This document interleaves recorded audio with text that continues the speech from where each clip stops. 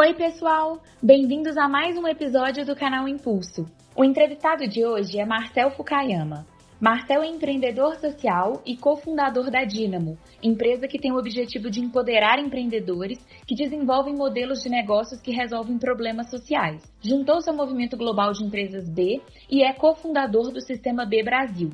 Marcel foi reconhecido como um dos jovens da lista Forbes 30 abaixo de 30 e apontado como um dos 10 CEOs mais inspiradores do Brasil pela GQ Magazine. Ao longo da entrevista, vamos conversar sobre o Sistema B, sobre como ele tem crescido no Brasil e quais foram os desafios ao longo da pandemia.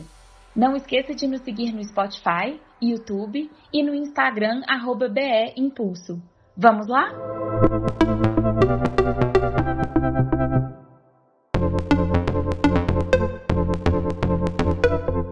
Primeiro, eu queria te agradecer, Marcel, muito obrigada. E para começar aqui, eu queria saber com você, eu queria que você explicasse um pouco o que é o Sistema B, quais foram as dificuldades de pegar um Sistema B mundial e fazer um Sistema B no Brasil, e por que você acha que você é essa pessoa assim, tão empreendedora? De onde veio essa vontade de empreender? Bom, o Sistema B é parte de um movimento global que tem o objetivo de redefinir sucesso na economia, para a gente considerar não apenas o êxito financeiro, mas também o bem-estar das pessoas, da sociedade, do nosso planeta. E a gente acredita que a gente vive uma grande mudança de cultura empresarial, e ela é global e histórica, e no centro dessa mudança de cultura, uma grande oportunidade da gente usar a força de mercado para resolver problemas sociais e ambientais complexos. E com isso construir uma nova economia. A nossa visão é de uma nova economia que ela seja inclusiva, equitativa, regenerativa para todas as pessoas do nosso planeta. Então o Sistema B é parte dessa rede de organizações que cria ferramentas para essa mudança de cultura empresarial acontecer. E a gente acredita que nessa nova economia, uma empresa dessa nova economia tem um novo perfil. Essa empresa ela atua com 3 elementos: propósito, responsabilidade e transparência. Então, o propósito de gerar impacto social e ambiental positivo no curso da sua atividade econômica lucrativa, ou seja, a partir do seu próprio modelo de negócio e das suas práticas, as empresas podem não apenas neutralizar ou mitigar, compensar impacto negativo, mas podem gerar impacto positivo. O segundo elemento, que é a responsabilidade, é a consideração dos seus stakeholders na sua tomada de decisão no curto e no longo prazo como o melhor interesse da empresa.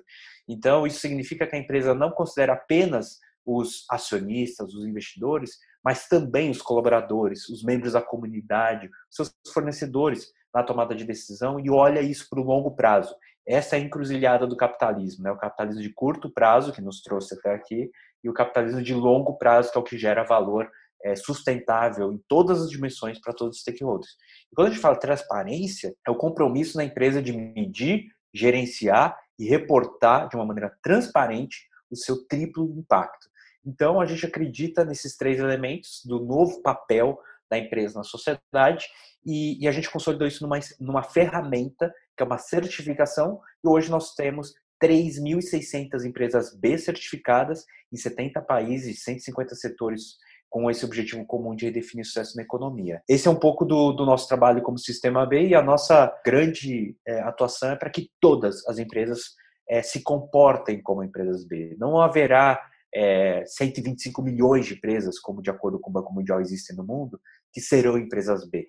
Mas existem aquelas empresas que vão inspirar, liderar, influenciar a mudança sistêmica, que é esse grupo de 180 empresas no Brasil certificadas, e que vão mostrar aquelas outras empresas qual é o caminho, né? Pavimentam um caminho para que as empresas possam começar a se comportar sempre como uma empresa B, com propósito, responsabilidade e transparência. O grande desafio de lançar um movimento no Brasil é a criação de uma cultura, né? É disseminar essa cultura, esse novo jeito de pensar e de fazer negócios e gerar impacto positivo. Então, a gente começou no Brasil em 2013, o movimento global já existe desde 2007, começando nos Estados Unidos. Então, quando a gente traz o movimento para o Brasil, o grande desafio é encontrar aqueles empreendedores, aquelas lideranças empresariais que se identificam com o movimento, e a gente, aos poucos, vem conseguindo, e o Brasil tem protagonizado bastante nessa agenda, né? Então a gente já está mostrando que esse novo jeito de pensar e de fazer, ou seja, essa nova cultura, ela já existe, já está acontecendo. Então acho que a gente já quebrou essa inércia graças à adesão de algumas grandes referências como a Natura, como a Movida, mas principalmente as pequenas empresas que hoje representam 90% da nossa comunidade latino-americana, que são empresas de até 10 milhões de dólares de faturamento, né? Eu sou um empreendedor de impacto desde que eu me conheço, para falar a verdade. Eu comecei empreendendo na área de tecnologia e educação com 17 anos, sempre com essa visão de resolver algum problema social. Então, eu empreendi ao longo de 7 anos buscando democratizar o acesso à internet. Depois, mais 7 anos numa organização pioneira no campo de inclusão digital, buscando usar a tecnologia para transformar vidas e desenvolver comunidades.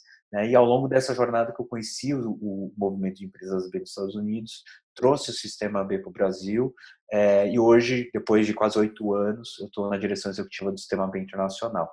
Eu também tenho uma empresa B, que é uma empresa de investimento de impacto, se chama Dynamo. Então, a gente apoia empreendedores alinhados com a Agenda 2030. A gente apoia com gestão, governança, networking e, principalmente, acesso a capital. A gente tem um braço de investimento, como empresa de participações, que foi empresa pioneira em mobilizar investimento de impacto de uma maneira distribuída. Então, hoje a gente tem uma rede de mais de 500 investidores que aportaram pouco mais de 5 milhões de reais para direcionar para negócios de impacto. E você começou a sua vida empreendedora de fato com quantos anos? Comecei empreendendo com 17, então eu era menor de idade. E o que teve a ver, assim, a sua formação acadêmica, a sua formação escolar, com os caminhos que você foi tomando no empreendedorismo? A tecnologia sempre me fascinou. Então, quando eu tinha 10 anos, que meu pai chegou em casa com um computador pessoal, isso em 94, para mim foi um momento assim de transformação. A tecnologia moldou a minha vida, moldou a maneira como eu penso, como eu aprendo, aprendi a programar. Então, a tecnologia me ajudou muito a desenvolver minhas habilidades socioemocionais, principalmente, né? E aquilo para mim foi muito transformador. E quando eu estava na escola, no ensino médio, eu estudava na Escola Técnica Federal de São Paulo, fazia processamento de dados, o técnico informático, hoje em dia eu nem sei como chama mais. Aquilo me chamou muita atenção quando um grupo de colegas, eles me chamaram para a gente ir numa lan house jogar Counter-Strike.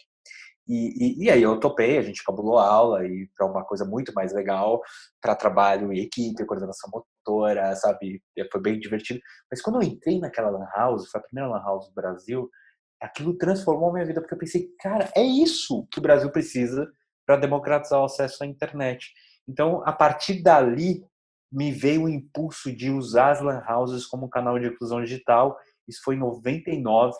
Em 2000, eu comecei a pesquisar sobre isso. Em 2001, a minha primeira loja, estava completando 17 anos, então parte de recursos família, parte dívida em banco, em nome dos meus pais, porque eu era menor. A gente abriu uma primeira loja. Então, a partir dessa primeira loja que eu abri, 8 meses depois eu tive o payback, acabei montando uma pequena rede de lojas e acabei fundando associações para influenciar políticas públicas para inclusão digital e lan houses. Porque naquela época a legislação era muito restritiva a lan house, né? E, na verdade, tinha legislação para fechar a lan house. E aí foi minha primeira experiência em política pública. Acabei redigindo o primeiro projeto de lei do Brasil, e São Paulo foi a primeira capital no Brasil a reconhecer a lan house como negócio a partir das associações que eu fundei. E aí foi um pouco isso. Então, em 2007, para comprovar a visão que eu acabei tendo no começo dos anos 2000, o Comitê Gestor da Internet, que é o órgão que regula e administra a internet no Brasil, reconheceu a Lan House como metade do acesso à internet no Brasil. Foi assim um pouco essa minha trajetória de tecnologia, educação, porque eu acabei me focando também em formar jovens para usar a tecnologia para aprender a programar e a resolver problemas sociais, usando as Lan Houses como canal. Criei o primeiro programa de inclusão digital na Lan House e tudo mais. Então, isso foi um pouco o meu início, né? E hoje acabei me conectando muito com política pública, me formei em administração, fiz MBA, mas eu precisava muito adaptar a minha linguagem como empreendedor social, um empreendedor de impacto, a esse mainstream do mercado. Então, eu fui para a Escola de Economia e Ciências Políticas de Londres, a London School of Economics, passei 2 anos lá fazendo mestrado em administração pública, ajustando e aprendendo a minha linguagem para esse tal do mainstream, e poder fazer o mainstream entender o que eu estou fazendo, né? E eu me adaptar nessa linguagem, que hoje eu tenho um assento no Ministério da Economia, numa estratégia nacional de investimento em negócios de impacto, né? Então, represento o Sistema B como organização da sociedade civil apoiando não essa administração, mas o Estado, né, o papel do Estado como indutor numa nova economia. E você participando, você tendo essa, como você falou, essa cadeira, né, dentro do Ministério, o que você vê assim, de mudanças de políticas públicas que estão para acontecer? Nós estamos passando por um período assim, de calamidade, né? Nós estamos numa pandemia. Mas o que você vê como mudanças que podem vir após essa pandemia, principalmente na área de impacto social? Vejo uma grande oportunidade no Brasil e na América Latina como um todo, mas principalmente na nossa região e também no mundo, da gente usar, criar políticas públicas que estimulem, favoreçam, que permitam o protagonismo do setor empresarial, do setor privado, para resolver problemas sociais que o Estado não vai resolver. Não vai resolver porque é incapaz, não vai resolver porque é ineficiente por definição, não vai resolver porque simplesmente é impossível diante das escolhas trágicas que o Estado precisa fazer, principalmente em saúde e educação. Então, eu vejo uma oportunidade de uma nova geração de empreendedores que estão criando empreendimentos que, de fato, não geram bens privados, estão gerando benefícios públicos, bens públicos globais, né? Empreendimentos na área de saúde, na área de educação, de saneamento, principalmente de moradia. Se a gente pegar 180 empresas B certificadas no Brasil e as 6.600 que estão em processo de medição no Brasil, a gente vê um perfil muito importante desses empreendedores. Empreendedores como o Fernando, Lelo, Jean, ali do Vivenda, que estão revolucionando o mercado de reformas em favelas. Empreendedores como o André da Magic, que está revolucionando a moradia e a habitação social no centro de São Paulo.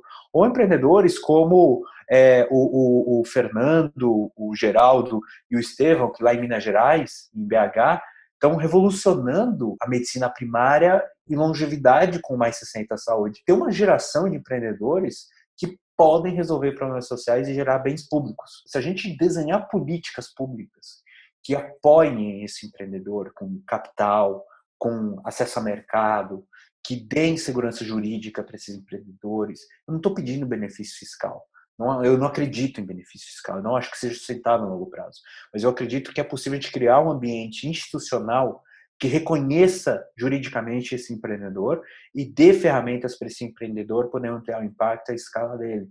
Então, a gente não pode ter casos como o Magalu, que fez o programa de trainee para negros e sofrer uma série de sanções jurídicas ou de represárias jurídicas. A gente tem que criar um ambiente institucional que seja favorável para qualquer empreendedor que queira implementar práticas de equidade, diversidade, inclusão e para enfrentar a crise climática. Então, é esse tipo de política pública que a gente precisa pensar, tendo o Estado como indutor dessa nova economia. É super importante reconhecer que as compras públicas, por exemplo, representam 15% do nosso PIB. Então, o governo ele é um ator de mercado relevante. Então, o governo pode incluir o impacto social e ambiental nas compras públicas, independente do preço da licitação. Porque se você licita por preço, você vai recorrer a um preço mais baixo e o impacto não importa. Então, a gente precisa mudar essa lógica. Então, esses são alguns exemplos de políticas públicas que a gente pode pensar ali desde o Ministério da Economia. A gente tem ali um decreto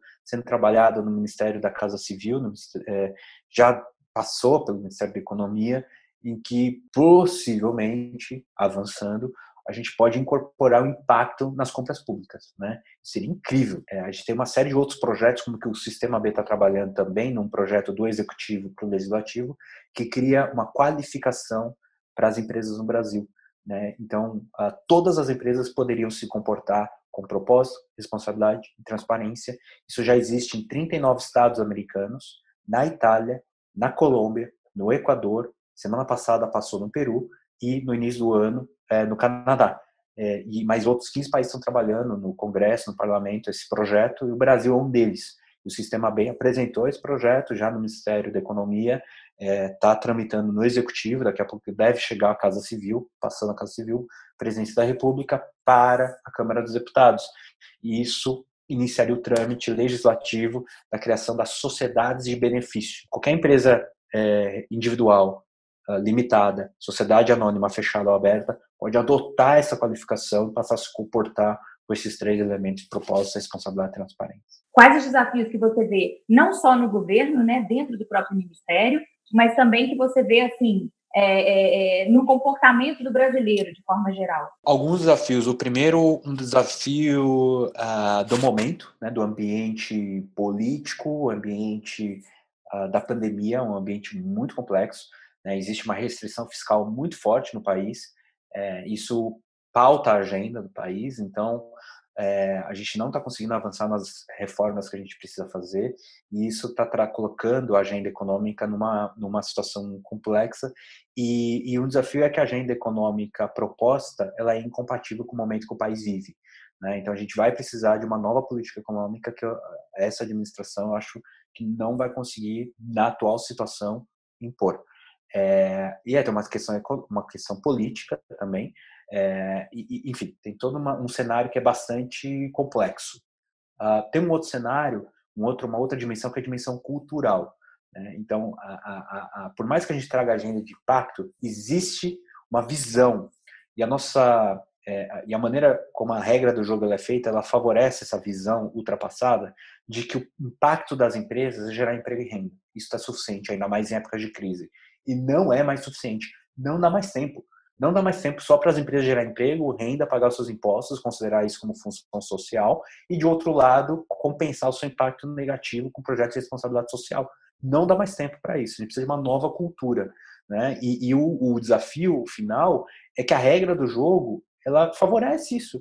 Se a empresa tiver impacto negativo, mas ela pagar os seus impostos, gerar emprego e renda, na leitura da regra do jogo, ela está cumprindo com a sua função. E isso precisa ser mudado. A gente precisa de um novo entendimento jurídico, porque o empate 0-0, só mitigar, não dá mais tempo para a sociedade e para o planeta. Não dá mais tempo para a Amazônia, não dá mais tempo para o Pantanal. O planeta está fritando.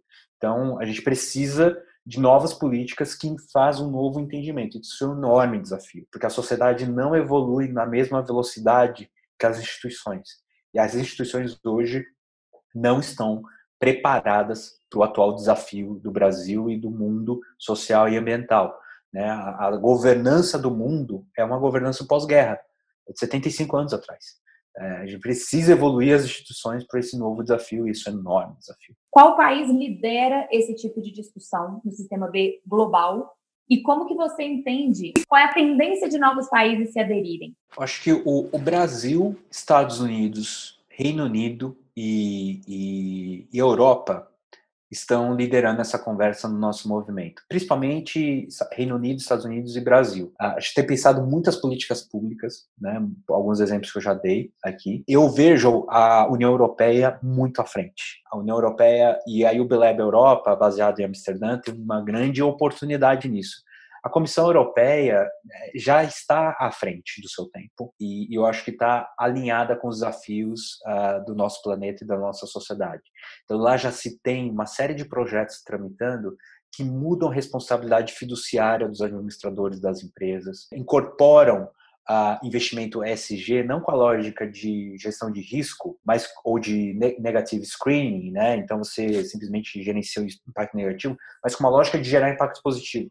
Então, enfim, tem uma série de projetos que a União Europeia está trabalhando e que a Europa pode usar isso como uma oportunidade para mudar definitivamente a regra do jogo. Então, eu vejo a Europa dando alguns passos, e principalmente agora com Green Recovery, eu vejo uma oportunidade da gente colocar novas regras do jogo que vão permitir uma retomada global muito alinhada com essa nova economia. Né? Então, a gente está trabalhando para isso, não quer dizer que isso vai acontecer, mas a gente está trabalhando para que essa seja a principal alternativa. Não sei se você chegou a assistir aquele documentário, o nosso David e o Nosso Planeta, você viu? Eu comecei a ver, mas não terminei, mas já está no meu wishlist no Netflix. Porque eu queria te perguntar, ele fala realmente disso, tá? Ele fala, quando você falou o planeta não vai aguentar, ele fala de uma situação quase que catastrófica, daqui a 100, 150 anos.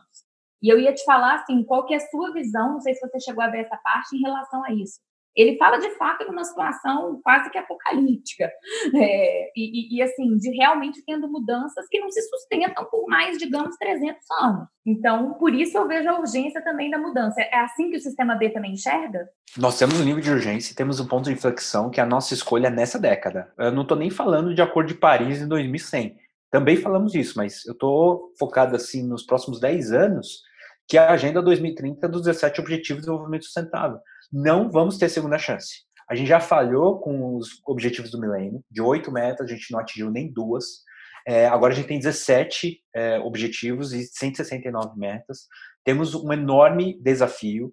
São 200 países signatários, nem metade deles, incluindo o Brasil, tem plano de nacionalização dessas metas, né, de como aterriza isso a nível de país. E o mundo não vai ter segunda chance. A pandemia ela é só uma das crises estruturais e fissuras que estão sendo expostas de uma maneira escandalosa e vão realmente colocar o mundo numa situação muito difícil. A gente vai fazer escolhas muito mais pela dor do que pelo amor. Então, o que a gente precisa fazer é aproveitar que a gente tem um momento que jamais foi visto antes, né? 7 bilhões e meio de pessoas no mundo. Temos 300 trilhões de dólares sob gestão no mundo. Temos uma tecnologia que, mais do que nos permite levar o homem para a Lua, como é que a gente pode estar vivendo a situação como a gente vive hoje? De um lado, a gente tem que usar todos esses recursos para colocar à disposição desse outro mundo possível, e de outro, é entender que não dá mais tempo, que não é mais tolerável políticas de mitigação. A gente precisa sonhar, a gente precisa ter ambição de que esse outro mundo é possível e dá para fazer agora, ele já existe, né? Então, esses 10 anos é para a gente sair da lógica de não, vamos pegar a política nacional de resíduo sólido e vamos só colocar uma regra de logística inversa para 17% das embalagens. Não dá mais tempo. O que eu faço com os outros 83%? Então, a gente tem que sonhar para os próximos 10 anos ter 100% sim reciclável, compostável, reutilizável. Então, eu acho que é essa lógica que a gente trabalha e a gente tem toda uma comunidade global que está mostrando que isso sim é possível. Como você relaciona essa nova mentalidade, essa nova cultura com a educação que a gente tem aqui no Brasil? Desde a educação básica até a forma que é educado na graduação. E como que essa relação com a educação e novos empreendedores, ela tem mudado nos últimos anos? Eu acho que essa é uma ótima pergunta, porque ela trata exatamente do quanto é sustentável essa mudança que a gente está buscando, né? Existe um enorme desafio, porque o paradigma da educação ainda não está nem um pouco alinhado com todo esse desafio que a gente está conversando aqui. Primeiro porque a educação ela é a mesma. O ambiente do século XIX com professores do século XX, alunos do século XXI. A educação de base ela é extremamente falha. A escola da vida acaba ensinando muito mais do que a escola acadêmica. A gente não está preparado para o que vem. E me preocupa, porque com a revolução industrial que a gente está vivendo, a 4.0, ela exige da educação competências a serem desenvolvidas desde a educação de base, que a nossa educação formal e informal no Brasil não tem condição de entregar em alta escala. Estou falando de visão sistêmica, capacidade de resolver problema, pensamento crítico, analítico, o aprender a aprender. A gente não aprende isso na escola, vamos falar a verdade, né? E me preocupa porque a desigualdade só aumenta conforme a gente não endereça estruturalmente esses temas. E é muito importante a gente entender que cada segundo que a gente deixa de olhar para isso vai se traduzir em perda de produtividade para o país em 10 a 20 anos. Então, aquilo que a gente já perdeu nas décadas de 2000, 2010, a gente vai viver para os próximos 20 anos. Nada que a gente fizer agora vai resolver para os próximos 10. Porque já é do passado. Então, é muito preocupante o momento que o país vive. E quando a gente olha agora a liderança empresarial que está saindo das escolas, principalmente escola de negócio, assim, também é preocupante. Eu fiz administração de empresas. E eu sei que os jovens ainda estão aprendendo na escola de negócio que a missão da empresa é maximizar lucro, ponto. Isso é absolutamente incompatível. Se a gente quiser moldar a nova geração de líderes, fica até clichê ficar falando isso, mas o fato é que não está acontecendo, né? Mas a gente precisa tocar na educação como algo de longo prazo e que tem que começar já, cada segundo reflete no impacto exponencial no futuro. Mas você explicou muito bem que isso hoje não é uma realidade no Brasil. E você não está vendo nenhuma perspectiva de ser. Em algum lugar, em alguma universidade, em alguma experiência que você teve, você viu um pouco mais próximo dessa realidade nova que a gente precisa se propor? Eu acho que tem uma escola em San Diego, nos Estados Unidos, na Califórnia, se chama High Tech High School. Eles têm prototipado já há uma década metodologias que combinam o uso da tecnologia na formação dos jovens. E depois desse tempo já dá para ver os resultados muito concretos dessa experiência. Qual é o desafio? Experiências como essa, elas são elitistas, elas são exclusivas. O desafio e aí que entra o papel do Estado. Como escala uma iniciativa como essa para 40 milhões de jovens no Brasil? Como faz isso? E como assegurar que esses jovens que estão no ensino médio, que metade deles está evadindo, porque não tem perspectiva, não evadam e tenham acesso a isso? Como tratar aquele jovem que hoje 1/3 desses jovens não estudam e não trabalham, vão refletir também a produtividade do nosso país. Então, assim, tem questões estruturais que eu acho que tem alguns casos que são quase que ilhas, oásis, que a gente precisa olhar com cuidado e ver como o Estado, e aí eu acho que é o papel do Estado fazer isso, e a iniciativa privada pode investir, pode apoiar, e etc., pode financiar essas prototipagens, essas inovações, porque ali tem dinheiro também, mas eu acho que é o papel do Estado levar e dar acesso universal, até porque no caso do Brasil é cláusula constitucional, o acesso à educação, para todo o nosso país. Então, eu acho que essa é a oportunidade que a gente tem. Marcel, eu também queria te perguntar em relação ao seguinte, como você vê que o empreendedorismo ele foi afetado nessa pandemia e como que você acha que são as perspectivas para um Brasil de 2021 e 2022? A pandemia ela teve luzes e sombras, e é difícil falar de luzes e sombras com mais de 160 mil pessoas que perderam suas vidas e 5 milhões e meio de pessoas de casos reportados no Brasil, e sabemos que são subnotificados. Então, respeitando e acolhendo isso, e olhando um pouco para o impacto da pandemia no Brasil, existe um segmento econômico que foi, e é sempre o mais frágil em situações como essa, que é o de micro e pequenos negócios, né?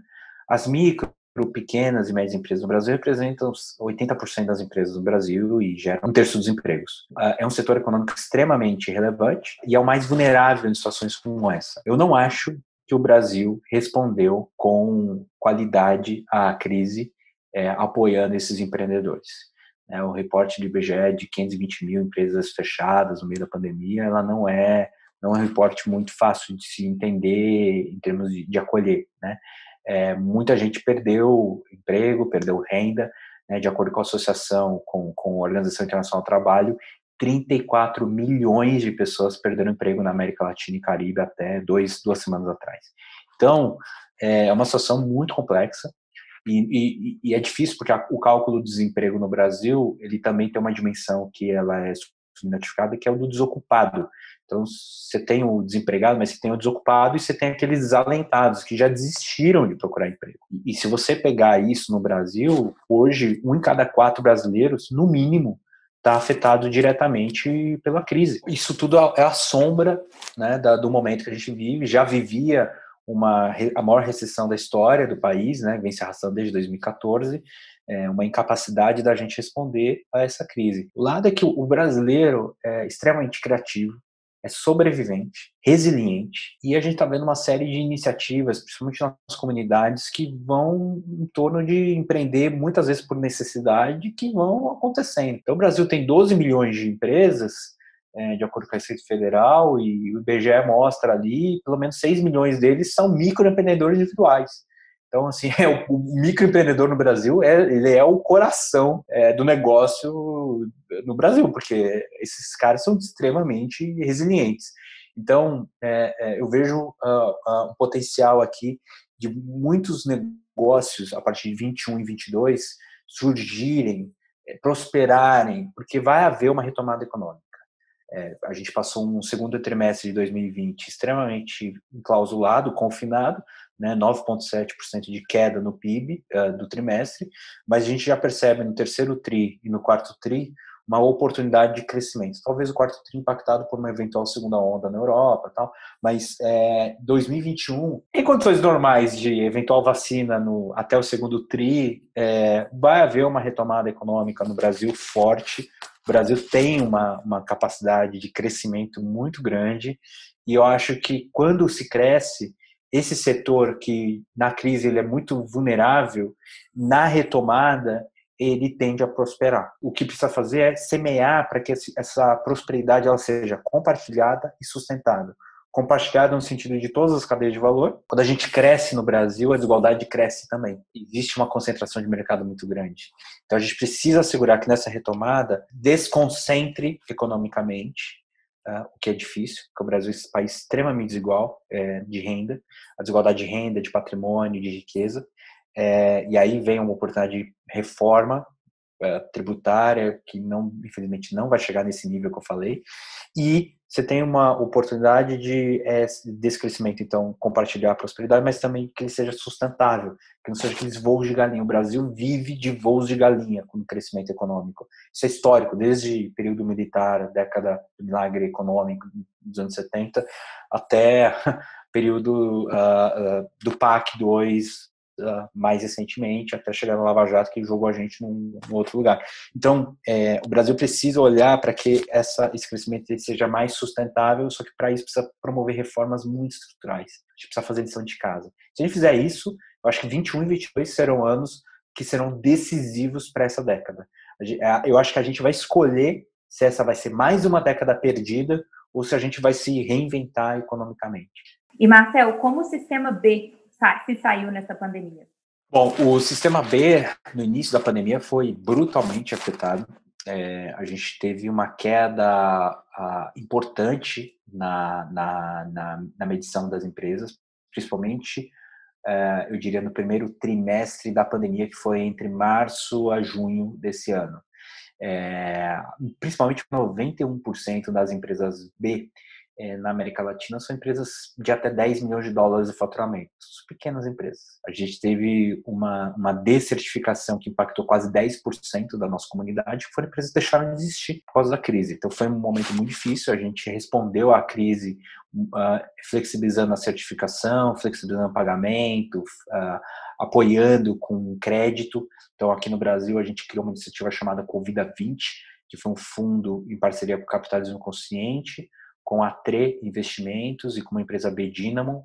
Fiquei super feliz porque eu tive os dois chapéus ali representados, o sistema B Dynamo nesse fundo, que já mobilizou mais de 5 milhões de reais para 50 empreendimentos no meio da crise. Isso foi importante. E a gente fez um mapeamento também latino-americano com 4.400 empreendimentos que responderam que não tinham caixa para mais de 2 meses de quarentena. A América Latina ficou numa situação uma encruzilhada, porque você não podia fazer o lockdown, confinar de fato as pessoas, e não podia também abrir por causa da economia. Então, o processo de produção e consumo ficou extremamente afetado, as pessoas não consumiam e também não se cuidavam. Então, não é à toa que a América Latina é a região mais afetada no mundo por causa da pandemia. O que a gente percebeu a partir de julho? Os latino-americanos, como os brasileiros, e a gente é latino-americano, a gente é extremamente resiliente, criativo, empreendedor, assume risco e vai lidando. Eu acho que em julho, a América Latina escolheu assim, cara, essa pandemia tá aí, ela existe, e a gente vai sobreviver, creio ou não, e vai reconhecer as limitações disso e vamos embora. O sistema B inverteu a curva desde julho. A gente teve uma grande empresa iniciando o processo de certificação como empresa B a cada 2 dias em julho. Nem em tempos pré-pandemia isso tinha acontecido. Porque eu acho que houve um consenso de que a pandemia é isso. É o novo normal. Tá aí e a gente vai ter que lidar com isso, a gente vai ter que viver com isso.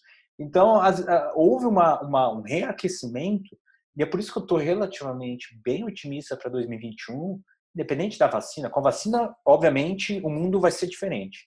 Mas sem a vacina vai ser uma coisa assim, do jeito que está. Vamos ter que viver do jeito que está. A gente não vai poder se confinar ad eterno. Então, óbvio que com todos os cuidados e protocolos, o mundo vai viver de alguma maneira. O próprio Darwin trazia isso. Não sobrevivem aqueles que são os mais fortes, mas sim aqueles que melhor se adaptam. Então, assim, o latino-americano tem essa capacidade de resiliência e adaptação que nenhum outro lugar no mundo tem. Quantas crises econômicas o Brasil já viveu nas últimas 3, 4 décadas, né? De cortando zero em cortando zero, a gente foi chegando e ninguém sabe viver com uma hiperinflação em períodos de não guerra como o Brasil. Então, a gente vai vivendo e vai se adaptando. Então, eu acho que isso nos permite olhar para 2021 e 2022 de uma maneira otimista de que, apesar dos pesares, tem aí um cenário positivo que a gente vai conseguir lidar e transformar esse limão numa limonada. Maravilha, Marcel. Muito obrigada. Muito obrigada pelo seu tempo. Muito obrigada por tudo que você ensinou aqui para a gente hoje, por tudo que você falou. Obrigado, Patrícia, pela oportunidade da gente conversar. Parabéns pelo seu trabalho. E a gente, como Sistema B, fica super à disposição para dar luz e voz e apoiar todas as iniciativas que nos levem para essa nova economia, esse outro mundo, esse outro Brasil possível.